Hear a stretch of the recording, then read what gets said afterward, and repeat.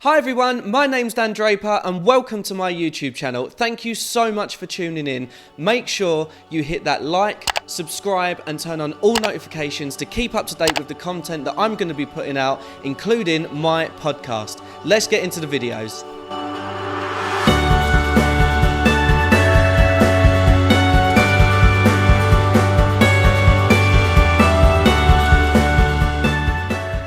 Hi everyone and welcome back to the Dan Draper podcast. Thank you so much for tuning in today. I really do appreciate it. I've got a very, very special guest for you today. I've got a Brit Award winning, MTV Award winning, boy band royalty, Mr. Lee Ryan. Would you like to introduce yourself, sir? Hello, I am Lee Ryan. And everything he just said. I didn't even know we did all that. I forgot. How are you, mate? Well, I'm good. But we never won. All these things you just said there. You know what we never won was a Mobo. Yeah. Because we were like a pop kind of R&B kind of band. We had those kind of like we had for the hip hop beats for the Mother's Pride. That and Bread. Yeah. So obviously I was quite upset that we never got nominated for a Mobo Award, because obviously our first track that we ever did was with the cover of Next, Too Close. And that was like a proper R&B royalty. So I don't know about that. Don't know why we... Anyway, never mind. Never mind. Moving on. I hear congratulations are in order and celebrations. Blue turned 20, I saw a little while ago. Yeah, I wish I'd just turned 20. You don't look much older, mate. Really? No, I've got a good filter on. I'm good. I'm all right, man. Do you know what? I'm really looking after myself at the moment. Yeah. I'm not drinking, which is great. I'm working out. I'm playing football like 2 to 3 times a week. Oh, you're doing better than me, mate, already. Yeah, I heard about you. Pulled quad after the first game. Yeah. It's getting old, mate. That is. To be honest with you, I've got a bit of problem with my knee at the moment, but I'm still cracking on. I'm just noticing I haven't got the legs anymore for it. Do you know what I mean? Like when I'm running, and then I've got like a little 20-year-old next to me, who's like a little whippet, and I'm trying to like be on his heels. Like first half hour, I'm a bit more nifty, but anything past that, I'm like, nah, my football career's over. It's over. The dream's over, mate. It's not going to happen. Mate, you're doing better than I did. I did a little cameo for half an hour and I had the same thing as you. Usually I go in defence because I'm like, oh yeah, it's the least amount of running and, I can clatter into people, put a tackle in, let them know you're there. Fella put me on the right wing and then the next Premier League footballer puts a ball out and I'm like, nah, mate, can't keep up with that now. Unless it's going straight to your feet and you've got to run it. It goes over your head. Actually, The other day I was playing and I actually flicked the ball up, turned, flicked it over my back, like on the back heel. It went over both the guy who was defending me's head. I knocked it down and then passed it. I felt like I was like, it was once in a million that I'd do that, something like that. But I was like literally turned around and I was like, did you see that? Did you see that? I was eating out on it for about a good half hour afterwards. I was like... And I saw your post today saying that Barcelona give you a call up as well. But no, they did. It was a wrong number though. It was just the Barcelona mail office. Oh, right. Yeah, the postman. He got the wrong one. I thought it was call ups. No, it was just their equivalent of the post office asking if I could pick it up. Oh, mate, honestly, thank you so much for coming on. I really appreciate it. So I wanted to start off and talk about your career in Blue because for me, there's not much age difference between us, but I grew up listening to your music and, when All Rise came on the scene, that was my tune for a long time. So, tell us a bit about, your career within Blue. Oh, God, where can I start? For me, I was very young. I was only 16 when I joined Blue. So it was just a crazy time. It was like a haze, if you know what I mean, of just events. That's the way I can really describe it now. I wish that, at the time we didn't have such thing as like the internet or smartphones or, I think we still had like, physical sales, there wasn't nothing to do with streaming. So, no, it was a great time. It was an amazing time. I got to be on top of the pops. I got to experience all these amazing things that don't exist these days. And even to the point of like doing the club gigs and stuff. Everyone that's not really so much of a thing as much these days. People rely on being online and promoting themselves and getting their followers that way. Um, you know, not necessarily going out and actually seeing their faces. I feel like I feel privileged to actually have experienced that and say that we did do the circuit. We did work our way up as a band, and even though we was a boy band, we wasn't necessarily manufactured to an inch of our lives, if you know what I mean. Yeah. It was a great. I've always said, and I still say, I feel like I won the lottery getting in Blue. Because it was there's so many people with great voices. There's so many people with amazing talent, and for me to have got that chance at such a young age, and it was literally out of school, and I was straight into a band, and it was just like gone, and my career's been, you know, up and down, but still great. Yeah. So I feel very privileged. Yeah, man. And you were saying there about, like, great voices in the industry and stuff like that. Like, there was one point in the industry that you were head and shoulders above, for me anyway, personally, because your range Cheers, is mate. unreal. Like, and when you were coming in, and I especially remember, and we'll come on to it later on, talking about who you worked with, but I know that when you were working with Elton John, and there's Yeah. that high note in Sorry Seems to Be the Hardest Word. Mm. And I was like, how the fuck did you get that? Yeah. Sorry. That one, Yeah. yeah, Like, it was high. My balls hadn't dropped. I was a late developer. So yeah, in terms of your career then, man, let's talk about your career highs, because for me, seeing you working with some of these artists like heroes of mine, Stevie Wonder, Mm. mad, and then working with Angie Stone, Elton John, like, tell us a bit about that and how it was Yeah, I working with mean, the those. list goes on. I mean, we were we I remember them two in particular, but also performing at the summertime ball with like Lionel Richie and singing Mm, Easy. Standing next to Lionel Richie, I grew up listening to the Commodores and Lionel Richie. It was a big part of my youth growing up, as well as Stevie Wonder and Elton John. But standing next to all these artists and actually looking around and just being like, how did this happen? Do you know what I mean? And coming back to the idea of actually saying that we feel like I won the lottery, it definitely was. It was something that you could never experience, or many few would experience. So I completely have such gratitude towards that, and everything that I've experienced, because I do see it as a gift. It's not given. Yeah, and you say that it's talent and stuff like that. Yeah, you do, but there's a lot of talented people out there. It's not There's a million talented people out there, but I was very lucky to be in the right place at the right time to get the opportunity that we did, and the band just worked. mm, Necessarily, there's other bands that I've seen that have had great singers in them, but the band didn't work, and well, I don't know what they're doing these days, but I mean, we're still very current, still releasing music now. I'm still doing stuff now. I'm still writing, and it's all these opportunities come from the fact that I started in a great band. So yeah. whether I went on to do EastEnders or whether I went on to do different TV shows and have all these opportunities post Blue in their heyday, um, it all stemmed from being in the band. So that's why I say that. Yeah, and again, like, to be able, like you said, to share the stage with people like Lionel Richie and all that lot. I mean, when I saw Stevie Wonder, Lionel was supporting, but I had about 10,000 people in front of me, so didn't really feel that close. Like, Yeah, yeah, no, I've like I said, I mean, actually, look, it's funny. I've got this sitting right here now. Look, that's where we performed with him on stage. mate. Get the Getty images. I couldn't find it online. Shh. I couldn't find another picture online. No, I tried to ring him and say, "Can I get it?" But didn't answer the phone. Much like Barcelona. Anyway, I did have a great time, and we've all, like, as a band, we've all gone up and had our ups and downs, but I think I'll take the ups and downs for what we've actually had ups, if you know what I mean. Mm. Yeah, absolutely, man. And one of the things, that before we move on to the next bit was, the buzz of performing. Now, me myself, I was a drummer, and the biggest crowd I've played to is probably about 1,500, 2,000 people. But for you, obviously done things like Brits. You've done massive festivals. You did the Disney Kids Awards years ago. Like, Yeah. what is that feeling like? If you could kind of sum it up.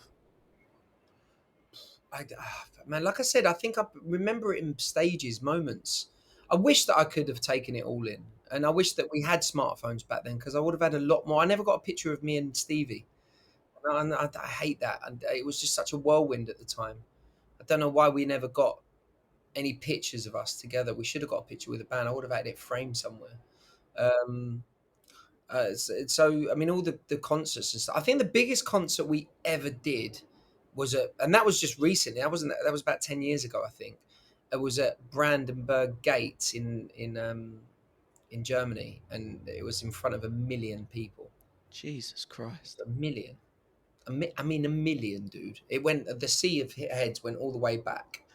Just they said, I went, how many people are in? They went, oh no, there's 1 million people actually here, and they're all watching it. It's like all the screens went all the way back, like a big long line, and you just saw it, just forever heads just going, and I was just like, how the hell is this 1 million people? What Like, was your initial reaction to then? Like, obviously you can just see a sea of heads, but like when someone said, "Oh yeah, there's 1 million people out there," did you just go boom?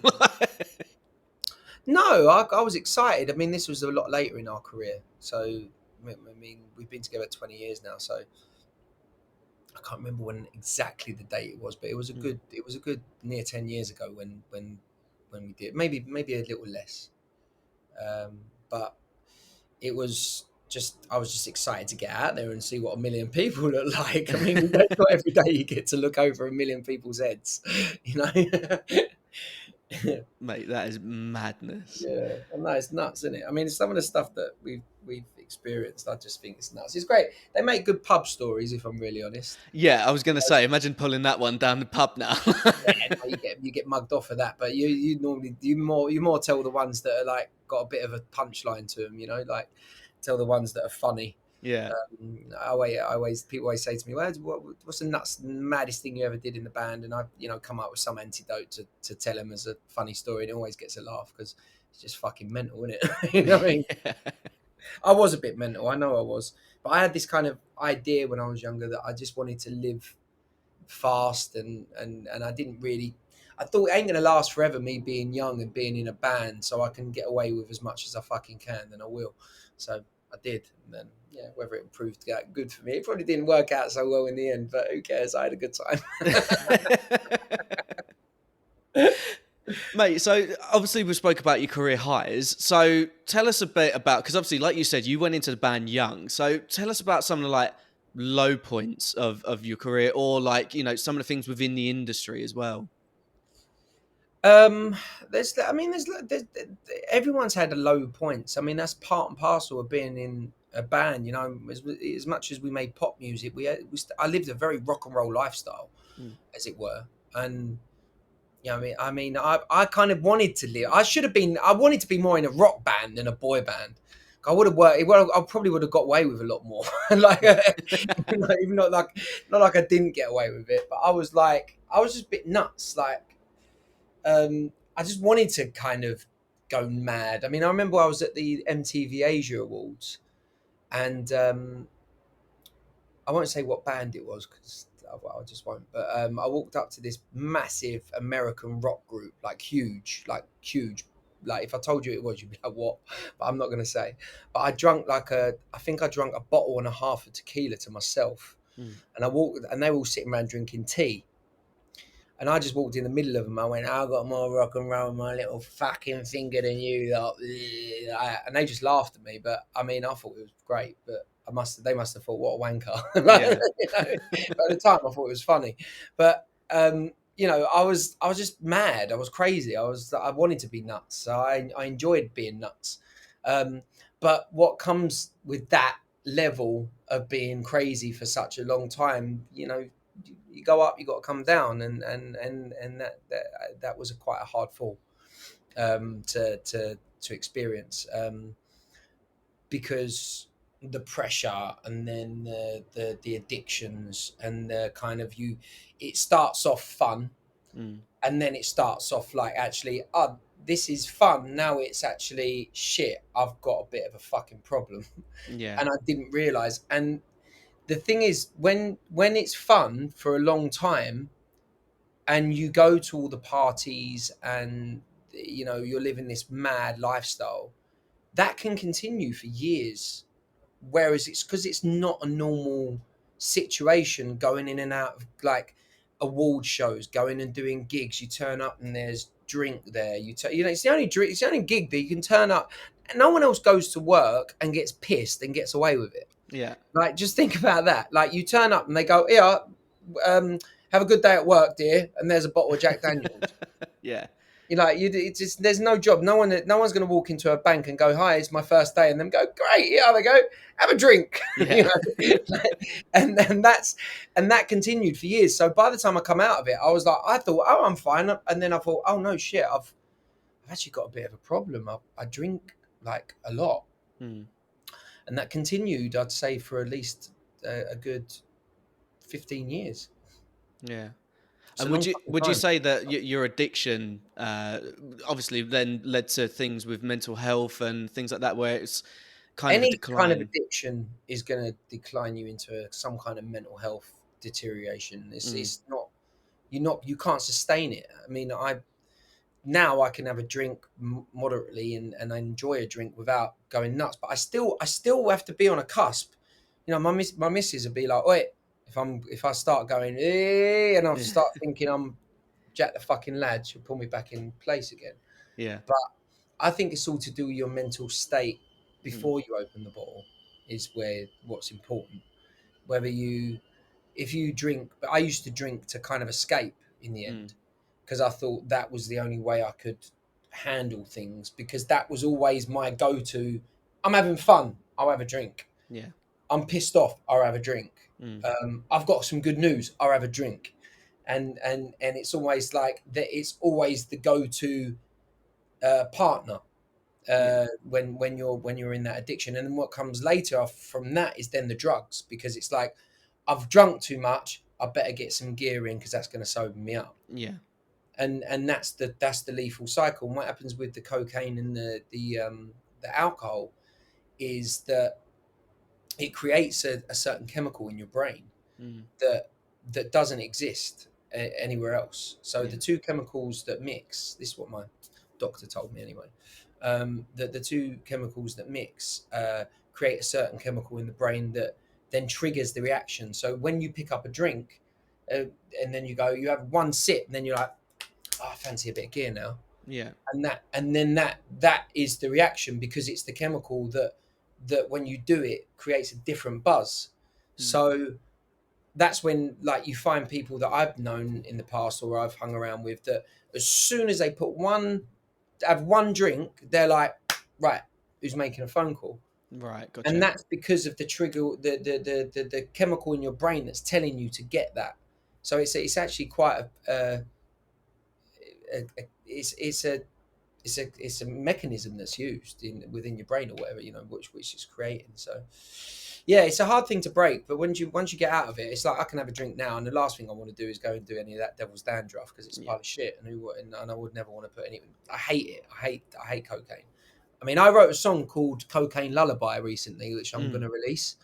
It's a great title, but like, it says what it does on the tin. But it's about that. It's about saying, like, the first opening lyric is, "When the fun night is over and done, to the curse of the rising sun, you feel like this nightmare's begun." Mm. And actually, I've played it to you. Look, check this. When the fun night is over, that's it, and done, to the curse of the rising sun, feels like this nightmare's begun. And when you're taking too much, you're numb, you can't feel or touch. Time's moving slow as you rush. Like that.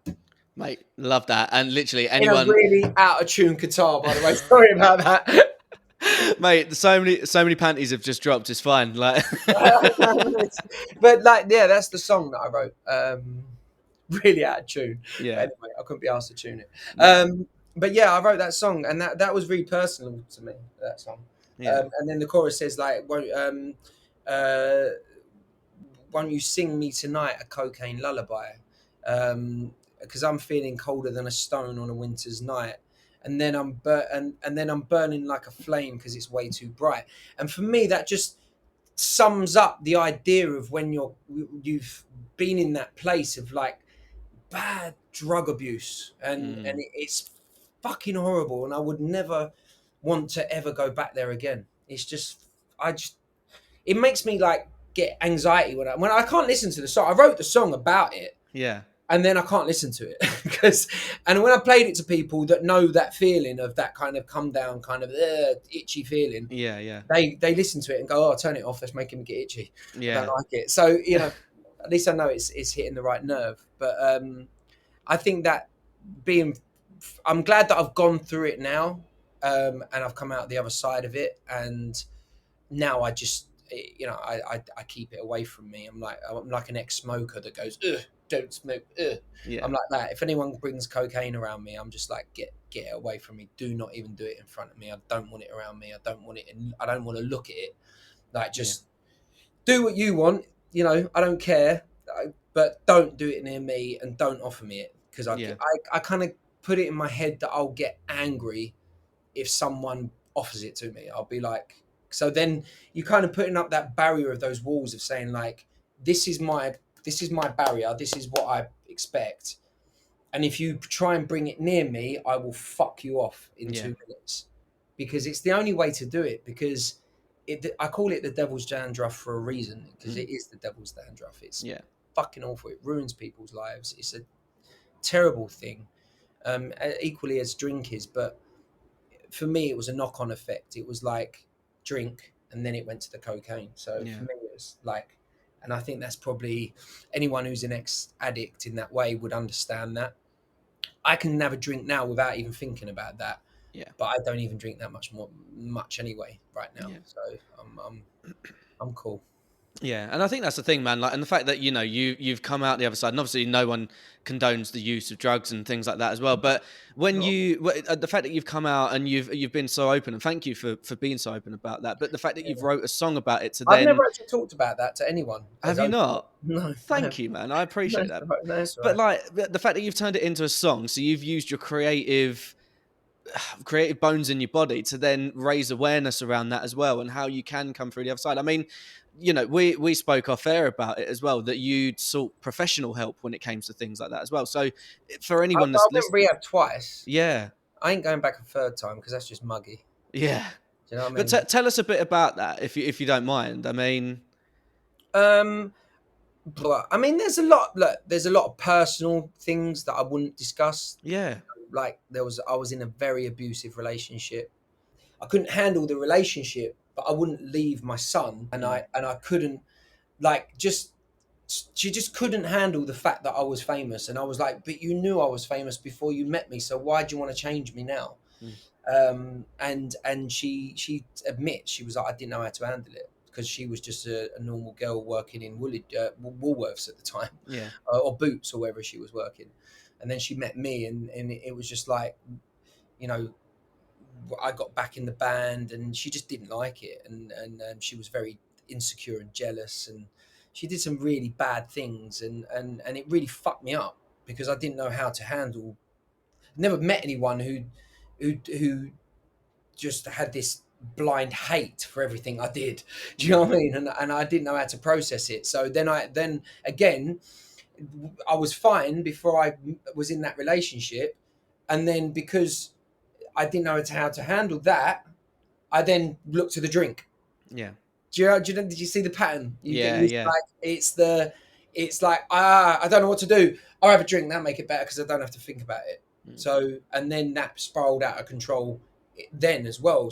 And then she was then using it. Well, you've got a drink problem. That's the reason why I've got a problem. And I'll be like, you're making me drink, you fucking idiot. Do you know what I mean? Like, so that for me, it was a really bad abusive relationship, like toxic.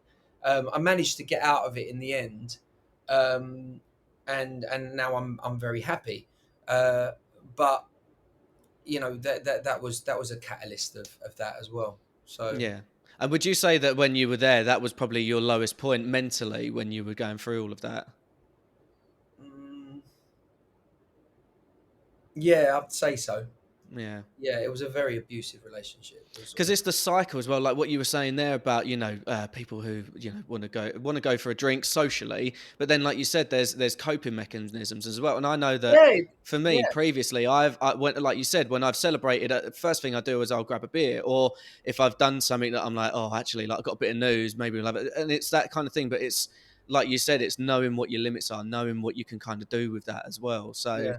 yeah, mate, thank you I, for being so open about that. no, it's right. I mean, I wear my heart on my sleeve. I mean, this is why I don't normally do interviews like this because Mm, uh, but it's good to talk, and I think other people can relate to things that I'm saying. So I feel like I should be honest because if anyone's hearing this who's been through drug addiction or alcohol or on or been in any kind of abusive relationship and then turn into kind of other things to substitute their happiness for, if you know what I mean, maybe they can take some solace from this interview. yeah, But we I always think we're here to grow. I never had a relationship like I did with my little boy's mum before.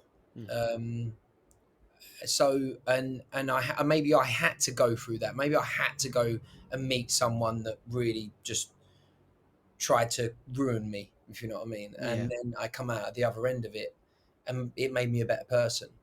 Um, and I do feel better now for it because I feel stronger, I feel happier, I feel more content, and I'm much stronger from being in that yeah, because and I think a lot of people would say that when and then going to rehab and then working on my own like issues that I didn't know how to deal with her because of the way she was acting.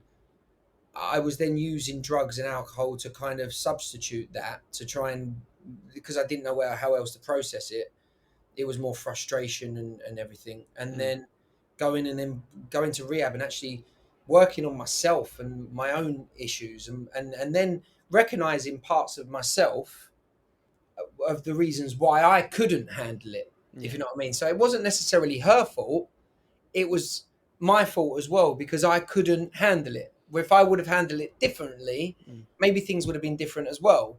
But I probably would have walked away a lot quicker and yeah, gone, "You have a lot of issues. I don't want to be dragged into this." hmm, But hmm, instead, my issues then compounded our relationship into a toxic relationship. yeah, So, it works swings and roundabouts. I mean, I'm not going to sit here and say that I was a fucking angel because I yeah, wasn't.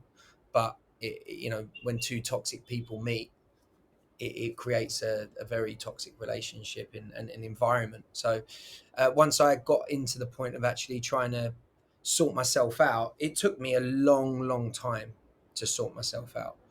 Um, and now I'm here. So I feel great, and what a great journey that was. So I don't feel sorry, but I don't feel bad about it. I don't feel bad that I went through all that shit, and I've kind of feel grateful because I'm still so young. I'm 37 years old, mm, like just coming up to 38 now, um, and I've still got so much life to live. And I want to live my life. I want to be healthy. I want to be focused. I want to be creative. Um, and drugs and alcohol and toxic relationships fuck that up. yeah. So forget that.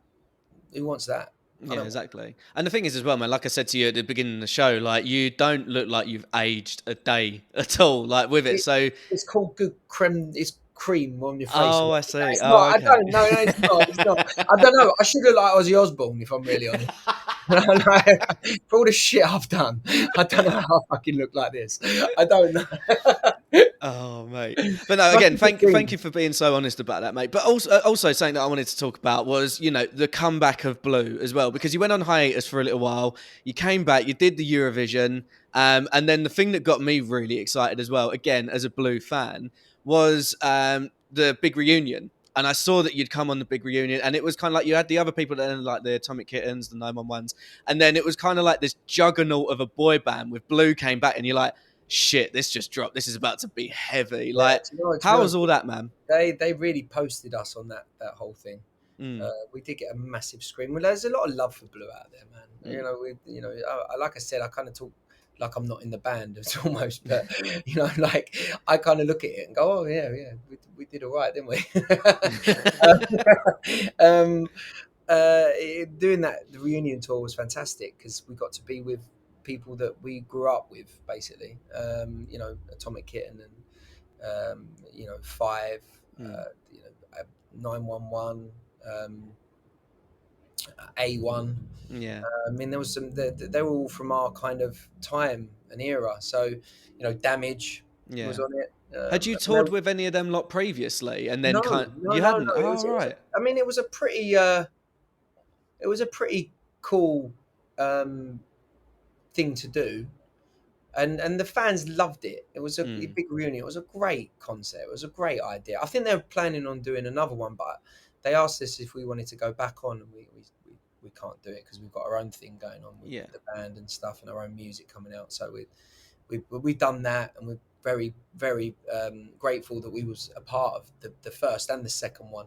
mm. I mean, they did the big reunion second tour, and the second series we wasn't even on, and they asked us to come on the tour again, and we was like, oh, fuck it, yeah, come on, we'll do it again, because they did like the boy band thing. So it was like, it was fun, but we've done that now, like we did Eurovision, we've done that now. If they asked us to do it again, we wouldn't do it. Like we move on, we keep going, Yeah, um, and again, we've still got a lot left to say and to do as a band, and I'm looking forward to the next upcoming album that we've made, and we've just got a deal for this album that's coming out, so that should be out soon.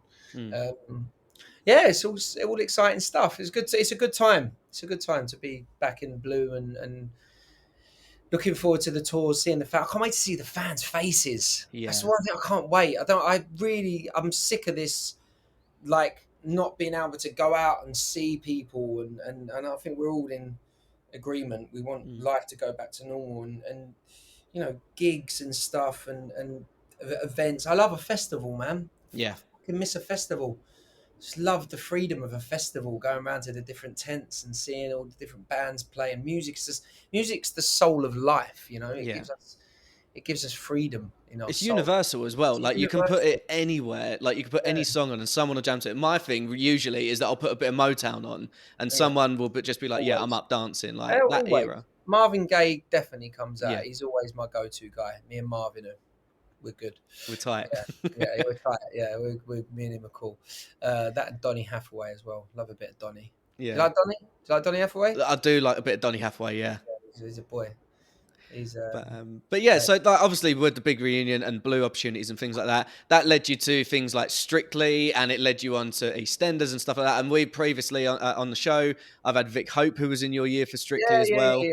I know Um, so yeah, it seems like a mad whirlwind that's gone out there. But the thing that I wanted to ask you, and you kind of alluded to it there as well, what's next for you and for Blue and stuff like that? Because I know that when we've been chatting, you've been working on some solo stuff, but you've also got the Blue stuff that's coming out. Like, what's going on with you, man?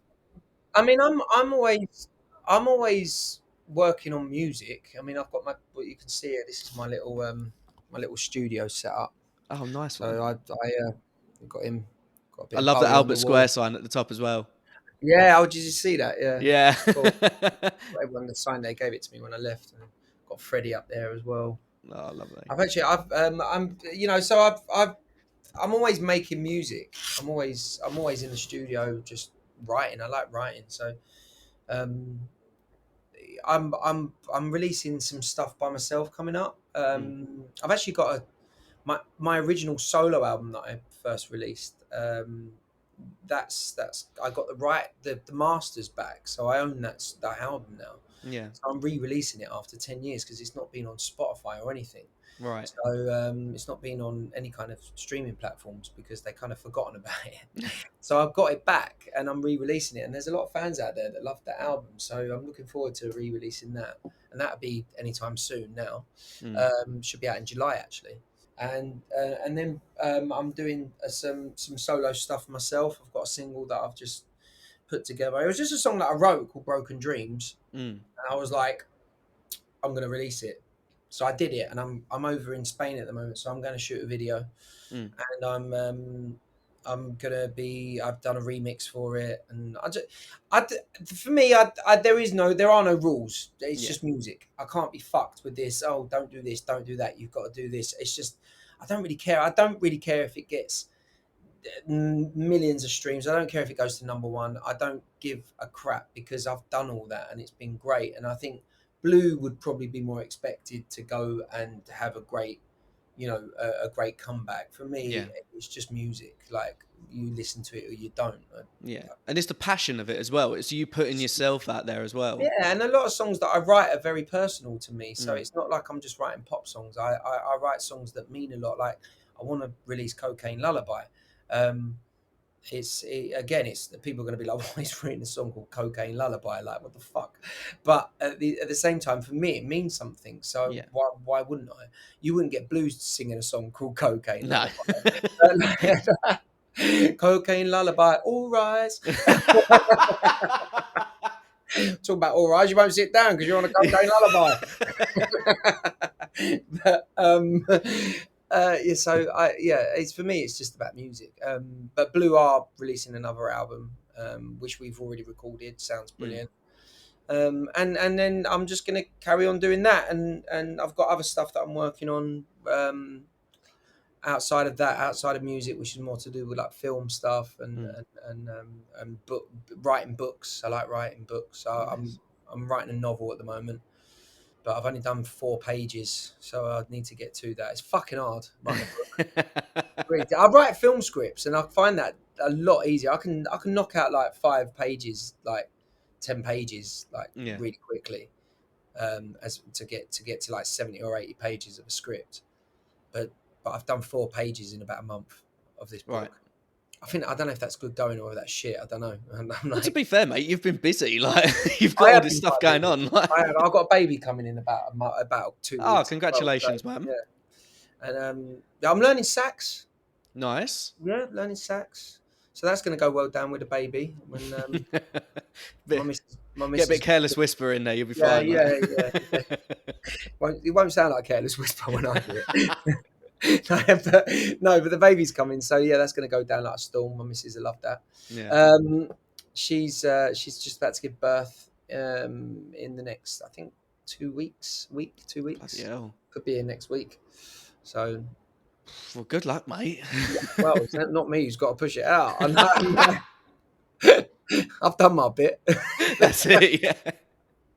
Mate, I just wanted to finish off with one last question, which is something that I usually do at the end of the show, which is, what advice would you give to anyone who's been through a similar experience to you, in any way, shape or form, or, someone who is going through this now? What kind of advice would you give them, knowing what you know now?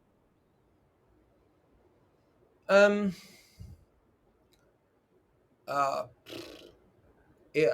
say just a quote would probably sum it up. If the mountain was smooth, you couldn't climb it.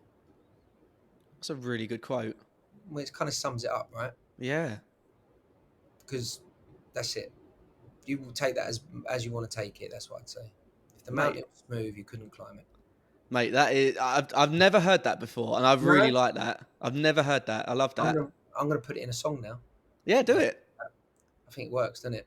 If the mountain was smooth, you couldn't climb it. No, not like that. No, I might work on the melody. Get guitar out again. I'll get a guitar. It'll work. No, that would work to my out of tune guitar. Oh, mate, Lee, it's been an absolute pleasure, mate. Honestly, it's been so good chatting to you. Mate, honestly, when the album comes out, full promo for me, absolutely, and I can't wait to hear it because, as I said, been a Blue fan for years. It's an honour chatting to you, and again, thank you for being so honest and open about your story as well. I think that it's been like brilliant. I said, I mean, it is quite personal, but at the same time, I think these things are selfish to hold on to if you've been through that, and I've come through the other end of it. And I'm very successful in what I'm doing, and I'm still here. I'm still alive. I'm still breathing. I'm very healthy, and I think that's something that people should concentrate on. If I can give anything to anyone, there is another side, and if you're going through it right now, just hang on and don't beat yourself up every time you slip, because people do slip. I slipped more than once, but again, if the mountain was smooth, you couldn't climb it. So just keep climbing, man. You know, you'll get there in the end. Exactly, bro. Thank you so much. I really appreciate it, and yeah, hopefully we'll keep chatting again soon. Yeah, hit me up, man. Nice one. Right, cheers, bro. Thank you. Later on. Take it easy, man. Thank you so much for watching this video. Make sure you hit that like, subscribe, and turn on all notifications, and I'll see you in the next video.